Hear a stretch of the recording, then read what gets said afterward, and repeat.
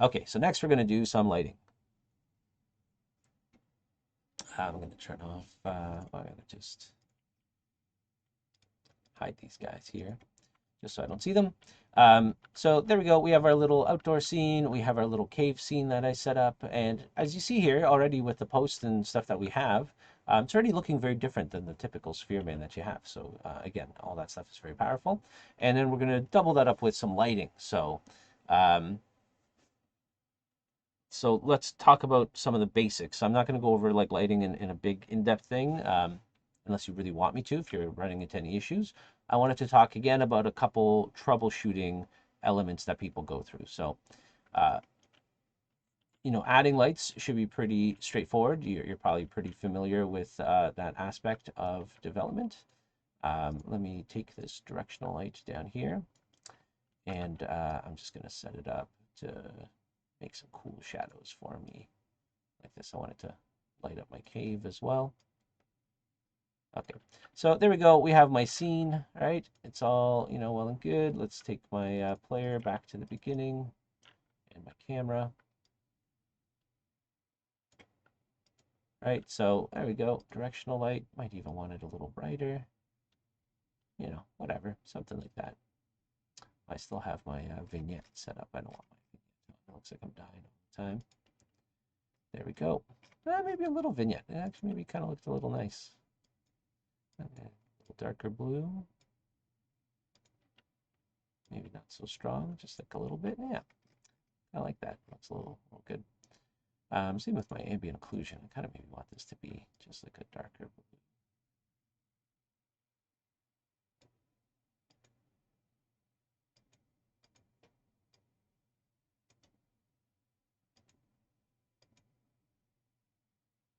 Like that. Anyways, sorry, getting caught up on post.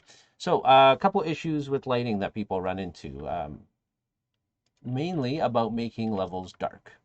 So let's talk about some of the options you have for lighting. So uh, you can add a light to your scene, and you have your typical, shadow settings and intensity settings and all that stuff. It's pretty, standard fare.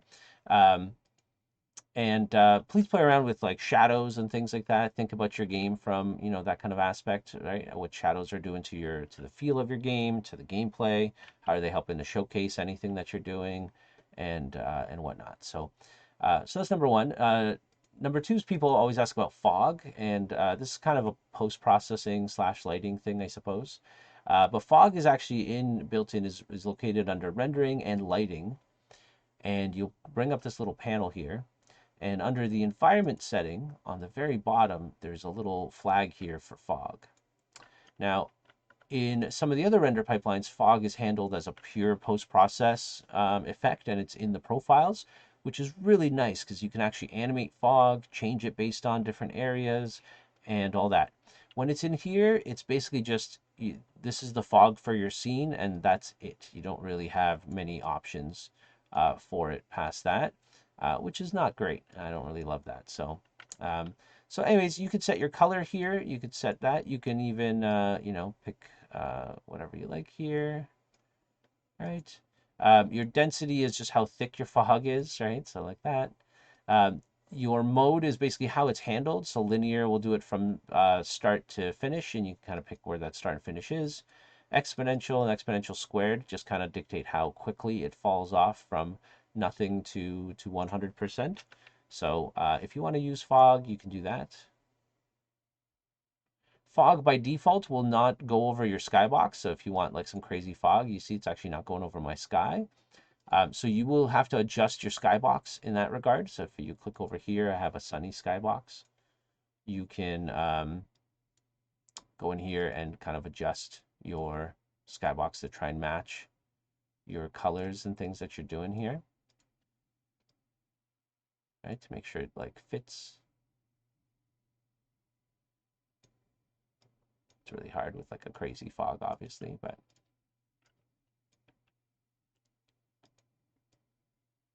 right. So you kind of want something a little bit in between. In the post-processing, or no, in the camera setting that we had under the post-processing, there is a deferred fog You can include the skybox in there if you are using deferred. So I believe Sphereman project is set up as a deferred project. I believe any Unity default scene that you make or project, it will be set up as forward rendering. So anyways, but that's there for you if you do want to do that.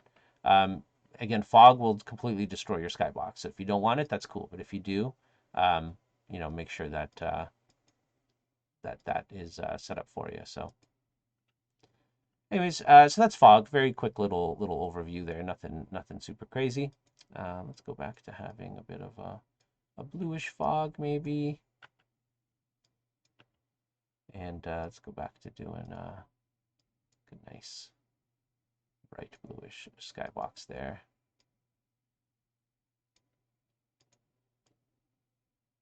Right, there we go. Nice thing about fog is it can also really like pull your background away from the foreground and help discern those two things. Like this one here, there's very clear cut of where the foreground gameplay area is and when the background stuff starts happening.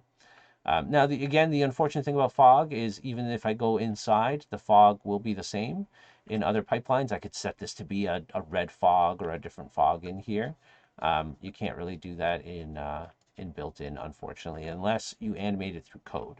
So you can, again, when you get into that area, if you have a trigger that a player goes into, you can animate those values through code manually yourself. So it is still possible. It just takes a little bit more setup. Now, the main thing I wanted to talk about lighting today was where's my scene view? Oh no, that's right. So let's move into my interior section. And so I'm doing something a little fancier where I'm going from outside to inside in one scene. Um, but a lot of you may have indoor scenes in general. So we'll talk about a couple issues that happen here. So number one is I have this big directional light that looks great outside, but on the inside, it's too bright. I don't want it to look like this. So what you have to do is you literally have to block that light manually yourself. So you just basically create the other side of your cave and block that sun out from your player's point of view. Now I'll show you a couple little tips and tricks here for this. So right now I'm making a pretty huge cave for my game. Um, let's make sure this all gets covered up nice. Right? No light coming in through here. This doesn't have to be pretty. It's not going to be rendered or anything like that.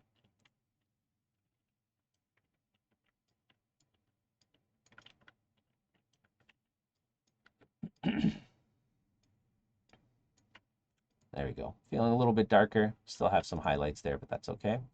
So that's great. Now you may be wondering, hey, oh yeah, go ahead.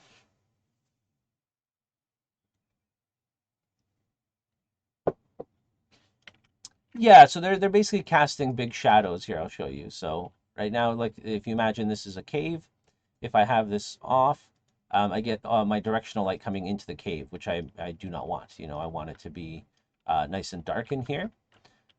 So that's just a way to block some light from you. Now, if your camera, now you may have issues like where this box here, the camera is most likely going to intersect through this and you don't, it's going to look bad. What you can actually do in Unity, which is really awesome, is I'm going to rename these things to just shadow. Under the mesh render of an object, you can say cast shadow is on, but you can actually select this and do shadow only, which will actually hide the mesh and will never be rendered, but it will still cast those shadows onto your scene. So it's really cool. Now, the bad thing about this is once you deselect them, you can never select them again in the scene view. So you have to make sure you name them appropriately and like put them where you want them to be. The other cool thing you could use this for is to just create some interesting shadows in your game without actually, having visible objects in the scene. So if I wanted to have more shadows over here, like that, right? Maybe I wanted like, tree or something like that. It doesn't have to be like Unity cubes. It could be anything. But yeah, let's say this was my tree here.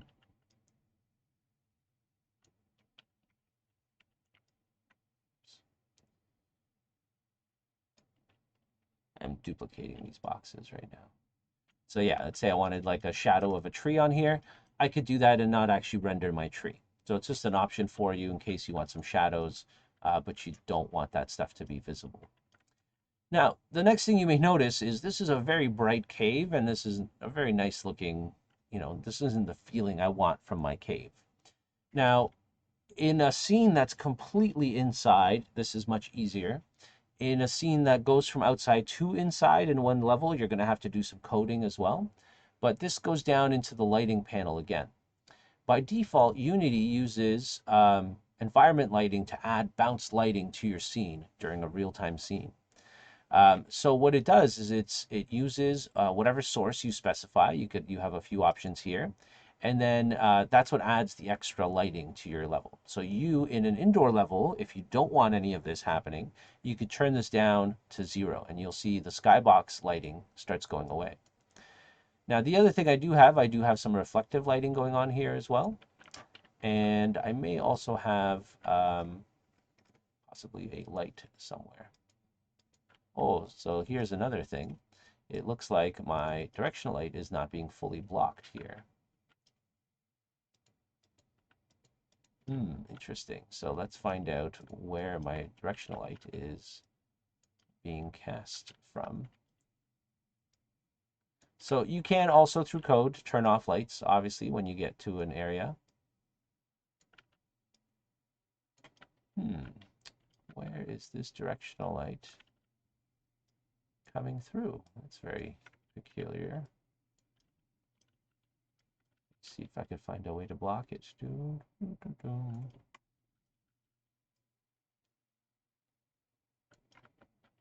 Is it because these are still set to metal? Oh, they are. They're set to metal a little bit.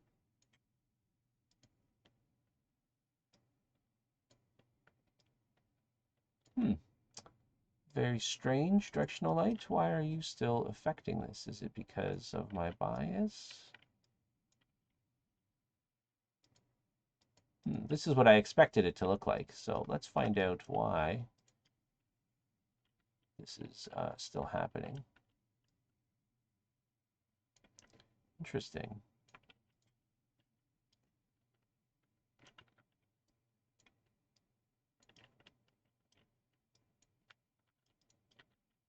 And I've created a gigantic box over here. It should be blocking my light, but it's actually not. So that's very, very peculiar. This did not happen in the other class. So I'm not exactly sure why that's not casting a proper shadow on here. I'm gonna have to do some research on that. That's very weird. It should be pitch black in there without the additional lighting in there. Weird. Are some of these not set to cast shadows? No, everything is.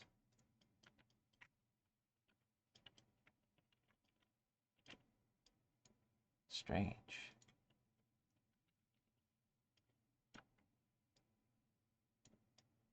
It's like it's casting like a bounce light, but it shouldn't be.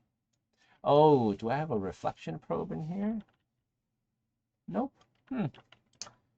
Very interesting. Well, anyways, we'll deal with that in a minute.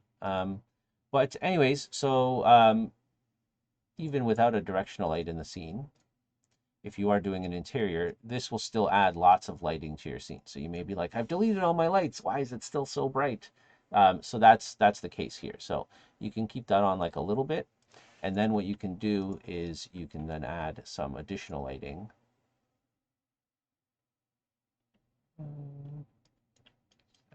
Right here.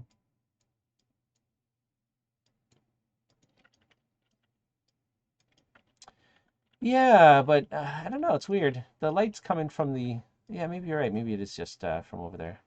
I guess the directional light is very like sharp, like on a sharp angle. So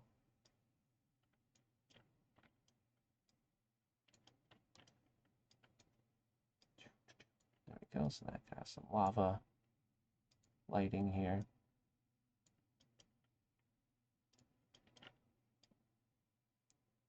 Okay, wherever I want that to be. Very red. There we go. So now we can have a fun interior kind of level and start actually lighting stuff the way we want it to, right? Because if the unit default is on, to 1, yeah, you're still getting the lighting, but everything looks very bright. So sometimes you probably don't want absolute darkness, but you definitely want it to be a little dark. That being said, this is also using the skybox color. You can also set this to be just a straight up color. So if you want to do some funky, art direction there, you can. Right? So whatever you want your fill light to be. Or you could do a gradient, which will let you just pick the sky color, the equator color, and the ground color, and let you have some fun different lighting. So basically one comes from the bottom, the middle, and the top.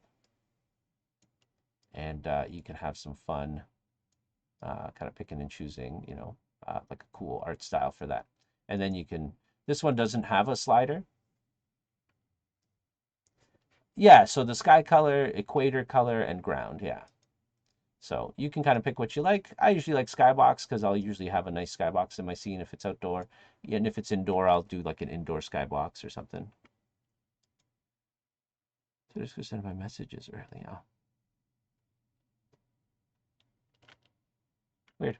Yeah, let's try that out. Let's see if let's go back to my shadow walls here. Oop.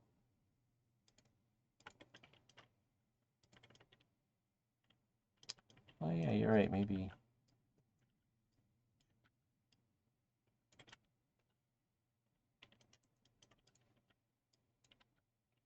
And then I'll usually turn all the collisions off of these, obviously, because right now the player won't be able to get into my cave. Okay, let's turn that directional light back on. Let's see if that works. Yeah, look at that. Isn't that crazy? That should not be happening. Oh, I know why. I didn't realize it, but my shadow strength was not set to 1. So it's actually kind of funny. Shadows are actually like a physical thing. They need to be cast over your level to go dark. Um, if they're, you would assume that, if something is in shadow, it would still be dark. And then if you set your shadows lighter, it would just, I don't know, not use them as much. But yes, so if you set your shadows to not be 100% dark, it will also not darken your areas 100%. I forgot about that. I didn't realize this directional light wasn't set like that. So anyways, so this is a nice way to do that.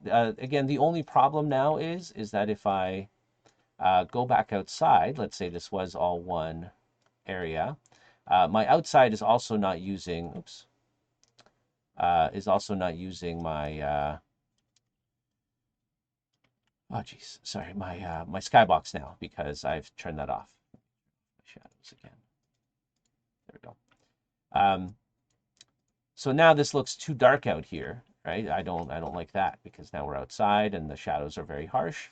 So in here, I would probably want my environment light to be different. So lighting, environment, over here, I probably want it to be much brighter.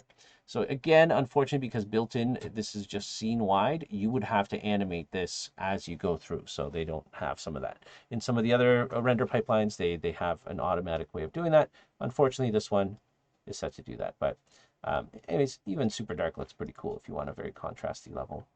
But yes, and then directional light, you can turn the shadows so they're not super strong, but that obviously affects your dark areas of your scene. So anyways, that's kind of the quick basic overview of some lighting issues that people go through. Mainly, I know people like lose their minds trying to make their levels dark, especially in games where you're trying to I don't remember if it's in your class or the other class where you're trying to like bring light back into the level.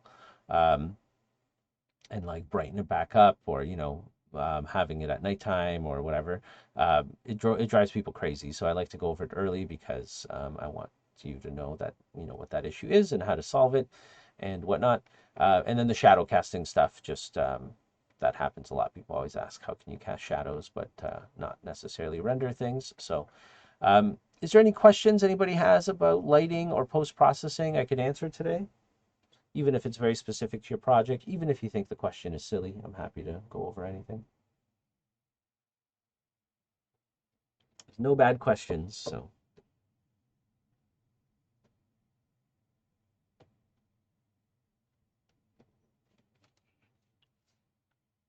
Hmm.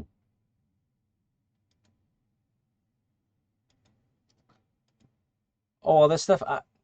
Yeah, I'm not exactly sure. You, if you look up Unities.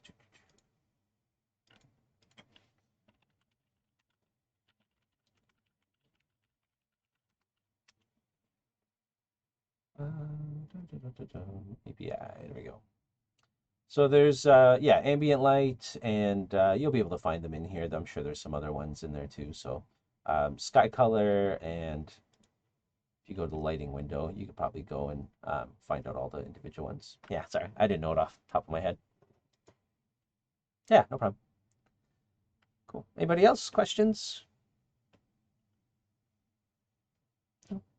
All right. Well, if you are working on your project and you get to the lighting post-processing time, and you can't get something working, or you're trying to get a specific style, like in my class yesterday, um, I did my little talk and then, or on Wednesday, and I spent the rest of the class just making a film noir Sphereman game, basically, like lighting wise and post wise, because one of the teams is doing one.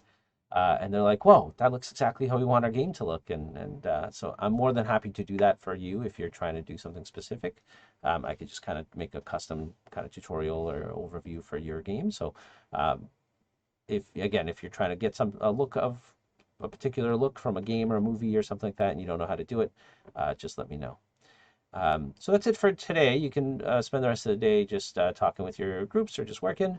And then on Monday's class, I'm going to do a tutorial on modular asset building. I'm going to do a 2D and a 3D one as well because somebody asked for it in the other class. So um, just some overviews on how I model things modularly, what we think about in terms of modeling, pivots, and then how to kind of go about doing some of that stuff. So I did not, but I will, because I forgot to bring my mic in, so I'll do another one and then I'll record it for you, and then I'll do a bit more of an in-depth one too for that, so you have some more info. But if you're stuck on something particular, there's lots of shader graph tutorials out there. So especially if you look up like Brackeys or something, that guy has like a million tutorials. So whatever you like, but yeah. Anyways, so thanks everyone. Oh, I'm still recording.